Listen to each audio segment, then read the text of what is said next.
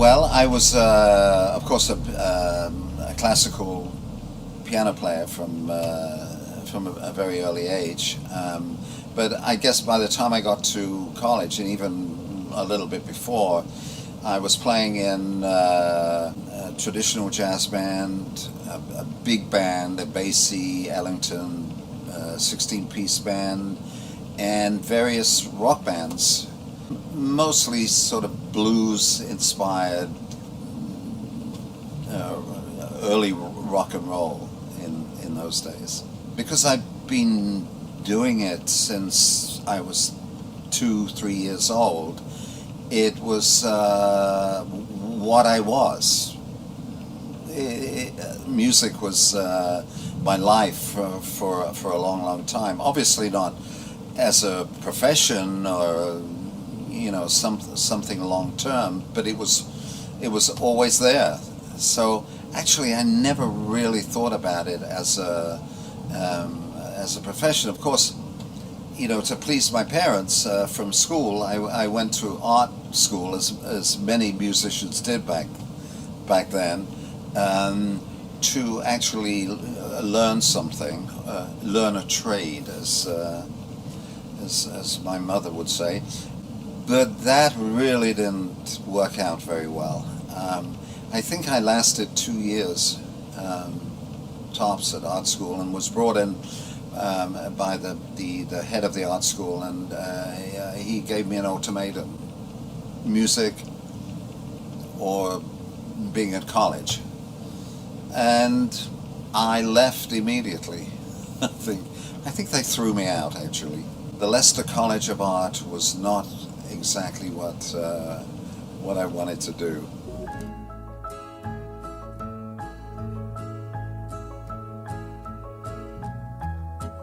Almost the first band that I joined was actually a sort of back in those days, a show band, a lucrative gig for me back then. And yes, immediately went to Europe, and especially to Germany, to do that circuit, playing for the American troops stationed in Germany. And that was the beginning of it all, really, early 60s, playing American R&B, blues music. I just remember being extremely broke, constantly. Not that we really thought about money back then. It was not really a priority. But I do remember living on bratwurst and hot dogs sold outside the club, and probably little else. And I remember in Paris, the first time I was there, we literally had no money, but we found a bar that served bread and escargot, and beer for 50 cents, and that was our survival.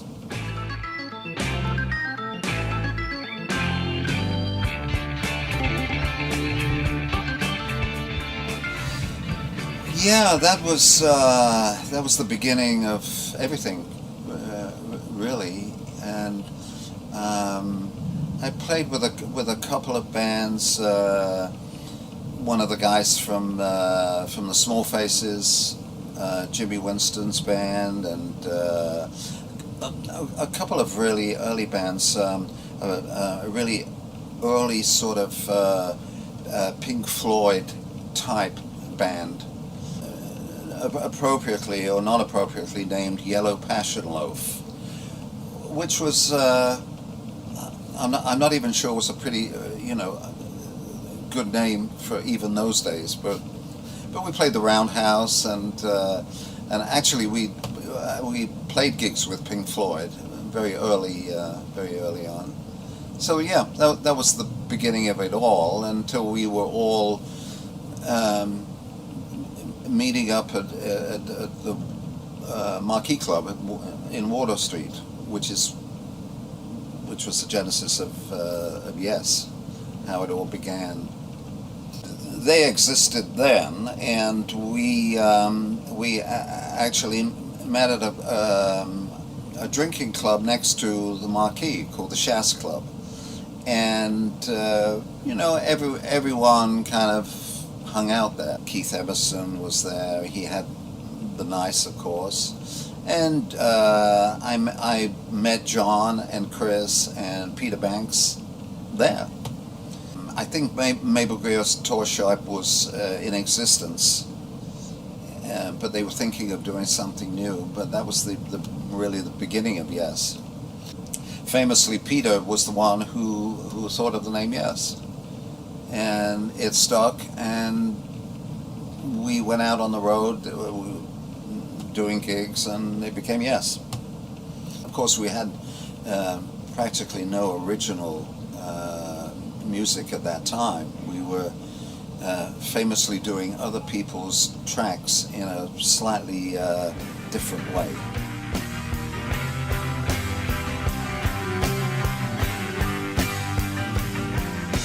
We'd done the two previous albums, and really it was a matter of rehearsing them and going into a studio, playing them live, and that was it. Of course, an orchestra was added in Time and a Word, and I think that it was probably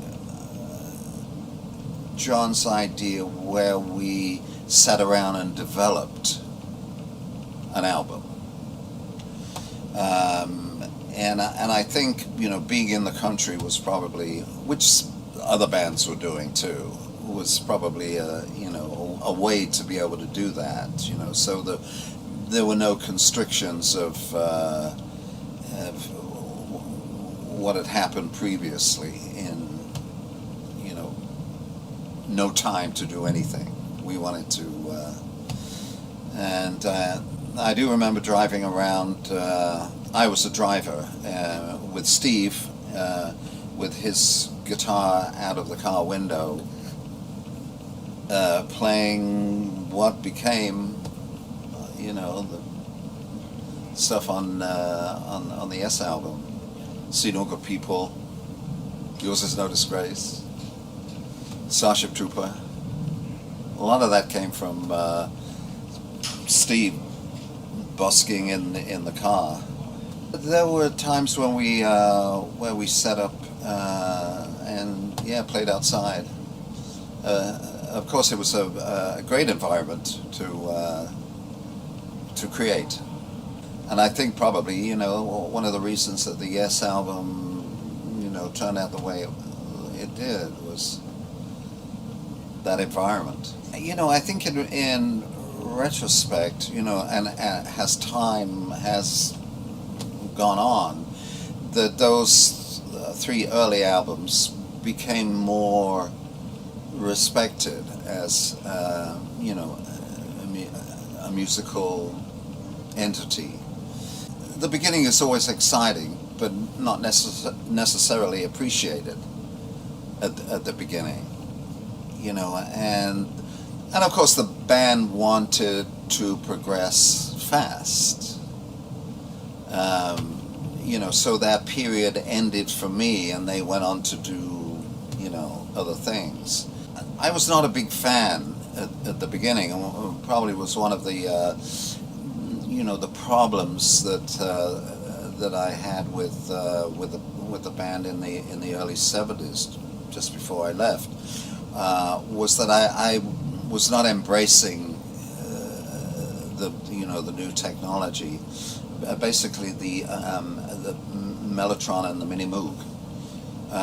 They were not exactly, to my ears, my favorite sounds.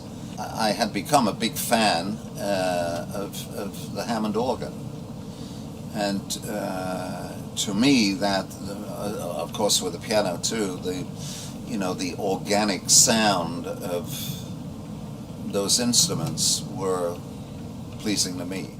Of course the Hammond had existed, and I was a big fan of Jimmy Smith and Jimmy McGriff and that blues from church Hammond to blues jazz Hammond. But of course, people like Keith and Brian and John Lord, and obviously, although I didn't remember that we talked about it that much, wanted to take it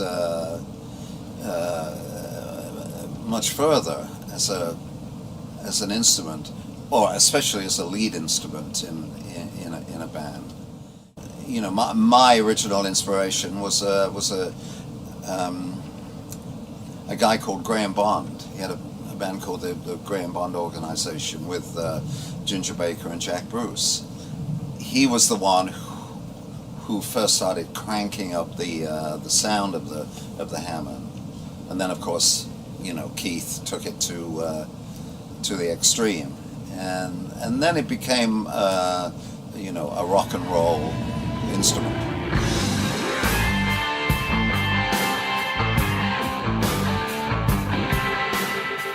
We've been actually rehearsing with those analog keyboards, and you know, MIDI had just been innovated, and it did actually become a way of reproducing the album, which was 90125 at that time, on stage. It completely changed everything. Samples, you know, but basically I was still playing a Hammond and a piano. But we, you know, we had the emulator doing samples and various analog synths that were MIDI'd to create the sound that we created in the studio. So it was necessary to embrace it.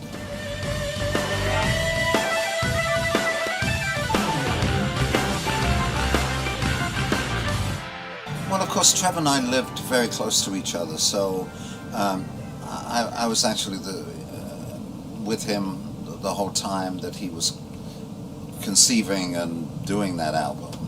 It was very much a labor of love for him, and of course the first digital album, recorded on digital performer. So that was quite innovative, and he embraced that technology, and it was fun watching that. The possibilities are endless, but of course the creative possibilities are also endless. You got to put the two things together to at least end the process.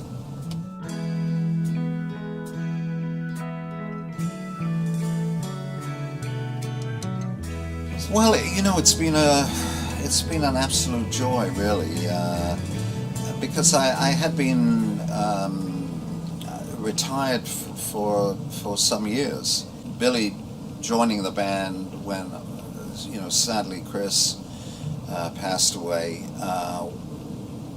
was an inspiration, really, because we had for 6 years had our own band together, Circa, yeah, and I was very happy that you know, Billy was able to take over from Chris. There's probably no one else that could do it, and I watched from afar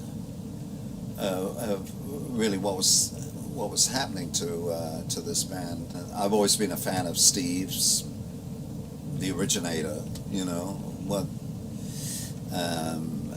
And even though I love what Trevor has accomplished, you know, Steve was there from the beginning, and it was important to see where Yes went to. The way that I see this band now, I think there's a good chance of it being the same band for quite some time. John, the singer, is so talented, and of course Jeff, certainly one of my inspirations. And the band is just sounding so positive, and they're playing so well right now that it is indeed a pleasure to be able to play even the small part that I'm playing with them. It's fun.